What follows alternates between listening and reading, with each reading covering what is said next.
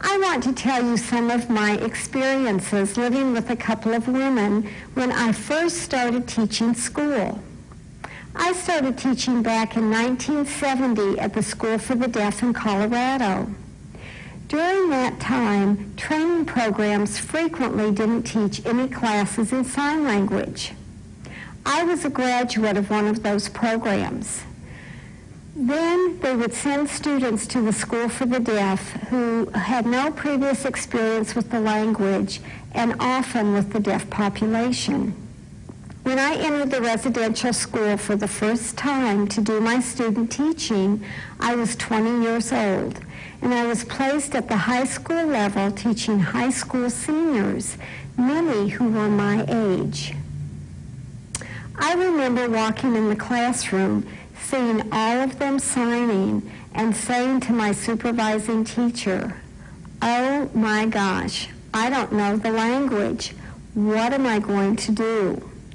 And her response was, "Well, either you'll get it or you won't."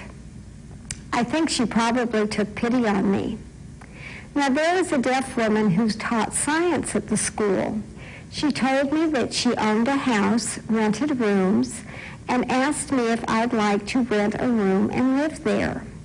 She said another deaf woman who worked at the bank also rented from her, and I was more than welcome to do the same. I agreed, and that's when I moved in.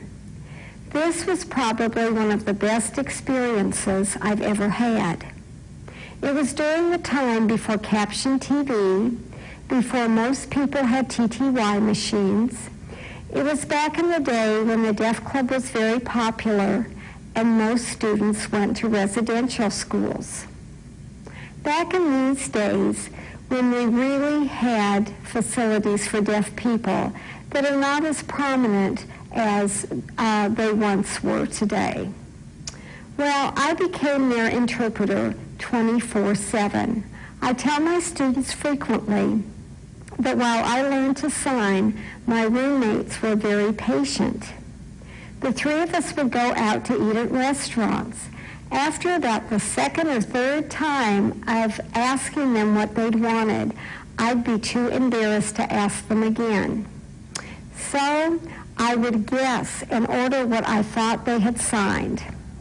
Then, when the server brought their order and it wasn't at all what they had asked for, I'd tell them that she must have misunderstood me. I never wanted to admit that I hadn't understood what they asked for. One time while living with them, I locked myself out of the house. It was early in the morning and I still had my pajamas on. I forgot what I'd gone out to do, but anyway, I just can't remember that. When I went out, the door locked behind me. I stood out there for what seemed to be an eternity, pounding on the windows with a shovel handle, trying to get their attention so they'd let me back in. Finally, one of them saw the dogs barking. She didn't hear the dog, she saw it. Because I was making such a racket, she looked out, saw me, and let me back in. I'm sure I was quite a spectacle for all of the neighbors. I also recall the time, probably my very first experience, when they had a party and I was the only hearing person there. It was definitely being in the minority. I was a little slower to catch the jokes, and everyone would laugh, and I would have to sit on the side and have to process a little bit longer before I finally got it. This was a marvelous experience. We lived together for about a year before I went back to work on my master's. It's an experience that I'll always cherish. I learned a great deal. I would recommend this to anyone, regardless how many classes you've taken or how much education you have, that you get out and socialize in the deaf community, because this is truly where you learn the language.